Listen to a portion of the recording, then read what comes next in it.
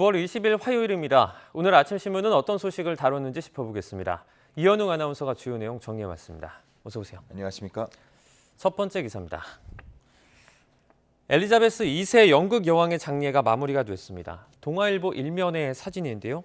지금 여기 있는 사진이 웨스트민스터 사원의 모습이죠. 네, 그렇습니다. 장례식이 거행된 뒤 영국 왕실 근위대가 관을 운구하고 있는 모습입니다. 네. 주요국 정상 등이 고개를 숙여서 마지막 길을 배웅하기도 했는데요. 이 사진과 함께 실린 기사에서는 영국 시민들의 목소리를 담고 있었습니다.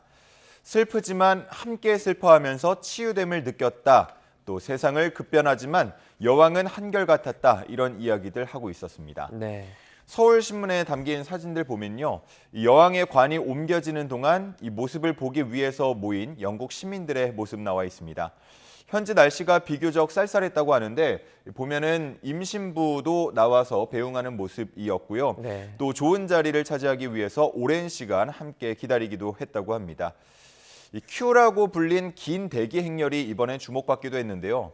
영국 파이낸셜 타임스는 이번에 보여준 질서 있는 대기 행렬은 하나의 국가의식 같았다라면서 독특한 문화적 현상으로 기억될 것이라고 평가하기도 했습니다. 네. 다음 기사 보겠습니다. 연이은 태풍 소식 때문에 저희가 항상 긴장해 왔었는데 11월도 안심 못한다는 내용의 기사가 나왔습니다. 네, 당장 이번 11월은 아니겠지만 향후에는 11월에 태풍이 올 가능성도 있다라는 기사입니다. 네. 흰남노와 남마돌 모두 발달 초기에는 위력이 그렇게 강할 거라고 예상되진 못했습니다. 하지만 관측망에 들어오면서 초강력급까지 발달하는 모습을 보였는데요. 네. 모두 평년보다 높았던 해수면 온도의 영향으로 분석이 됩니다. 문제는 기후변화의 영향으로 해양 온난화가 가속화되고 있다는 점인데요. 이 태풍의 위력은 얼마든 더 강해질 수도 있고 보다 늦은 시기까지 연속적으로 한반도를 향하는 태풍이 나올 수 있다는 우려가 나오고 있습니다. 그렇기 때문에 전문가들은 앞으로 몇 년 후면 11월에 태풍이 올 가능성에 대해서도 안심할 수 없다는 얘기를 하고 있었습니다. 한편 빌딩풍에 대한 기사도 있었는데요. 높은 빌딩들이 밀집된 곳에는 이 빌딩을 타고 다니면서 더 강해지는 바람, 이른바 빌딩풍이 걱정입니다. 우리나라는 부산 해운대가 대표적이라고 할 수 있겠는데 이 빌딩풍을 타면은 풍속이 두세 배 강해지기 때문에 간판이 떨어지거나 전신주가 넘어지고 실제로 몇 년 전에는 이 조경용 돌멩이들이 바람을 타고 떠올라서 1층부터 10층 이상까지도 유리창을 부순 경우도 있었습니다. 네. 외국 일부 빌딩의 경우에는 이런 빌딩풍을 약화하기 위해서 건물 중간중간 바람구멍을 내기도 한다고 하는데요. 관련해서 한 전문가는 고층 빌딩을 지을 때 일정 수준 간격을 벌리도록 하는 법률이 필요하다고 얘기하고 있었습니다. 네. 다음 기사입니다. 넷플릭스 드라마죠. 이 수리남이 지금 계속 순위권을 차지하고 있습니다. 이 내용이 실제 작전을 모티브로 한 내용이라고요. 네, 그렇습니다. 실제 이 드라마 속 내용과 거의 같은데요. 네. 수리남에서 마약 유통을 하는 조봉행을 검거하기 위해서 국정원이 일반인 K씨의 도움을 받아서 진행한 작전입니다.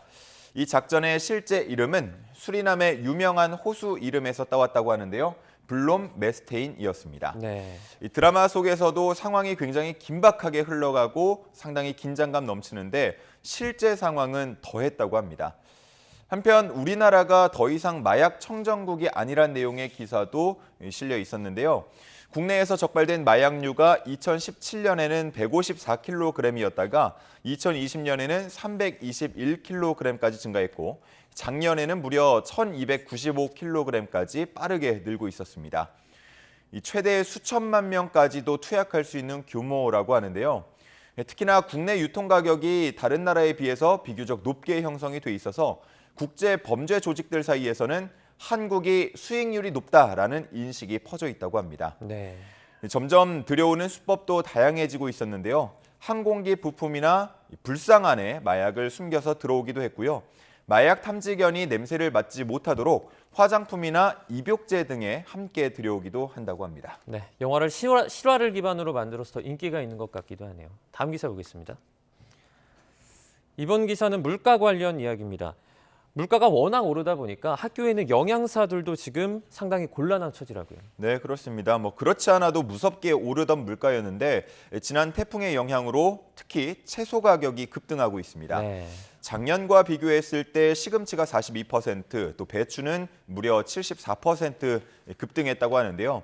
그렇기 때문에 올해는 김장을 포기하겠다는 사람들도 많아지고 있습니다. 한겨레 신문 기사에는 15년 차 중학교 영양사의 이야기가 담겨 있었는데요. 최근 물가 때문에 급식 메뉴를 짜는데 굉장히 애를 먹고 있다고 합니다. 1인 단가가 3,690원 정도로 책정이 돼 있는데 이 금액에 맞춰서 식단을 짜기가 영 쉽지 않다는 겁니다. 결국 가격 영향을 덜 받는 콩나물 그리고 냉동 과일 같은 것들로 대체하고 있는 실정이라고 합니다. 한편 경향신문에는 대학교 학생 식당의 얘기도 실려 있었는데요. 학식은 주변 상권에 비해서 저렴하다는 게 장점으로 꼽혀왔는데 최근에 많은 학교들 가격 인상을 공지하고 나섰다고 합니다. 그러다 보니까 일부 학교에서는 밀키트 자판기를 설치하기도 했고요. 조리기구를 구비해 두고 있다고 합니다. 네, 다음 기사 보겠습니다. 코로나가 일상을 빼앗아갔던 지난 시간 동안 실제로 아동의 발달에 악영향을 준 것으로 조사가 나왔다고요? 네, 맞습니다. 중앙일보에 실린 조사 결과인데요. 글로벌 아동권리 전문 NGO죠. 굿네이버스가 진행한 연구 결과입니다. 네. 지난 2020년에 비해서 2021년 불면이나 식욕저하 같은 부정적 신체 반응, 그리고 불안과 우울 같은 부정적 감정 반응, 또 집중력 저하 같은 부정적 인지 반응 모두 다 늘었다고 합니다. 코로나 이전까지만 해도 밝고 활기찼던 아이가 비대면 수업이 길어지면서 밖에 나가는 걸 무서워하고 대인 기피증까지 생겨서 걱정이란 한 부모의 인터뷰도 실려 있었습니다. 이제 서서히 일상으로 돌아가고 있는데 지난 3년 동안의 여파는 계속되고 있는 분위기입니다. 특히나 코로나 동안 아이들이 태블릿 PC 또 스마트폰을 사용하는 시간이 많이 늘었는데요. 그 습관을 당장 버리기가 쉽지 않다고 합니다. 전문가들은 아동의 연령별 맞춤 지원이 확대돼야 한다면서 아동 발달에 대한 부정적 영향은 성인 이후까지도 영향을 줄 수 있기 때문에 코로나가 아동에게 준 부정적 영향을 잘 이해하고 중장기적인 대응을 준비하는 게 중요하다는 이야기를 하고 있었습니다. 네, 이제 단순히 일상으로 돌아가는 것을 좀 넘어서 이런 파급 효과도 좀 대비를 해야 할 것 같습니다. 다음 기사입니다.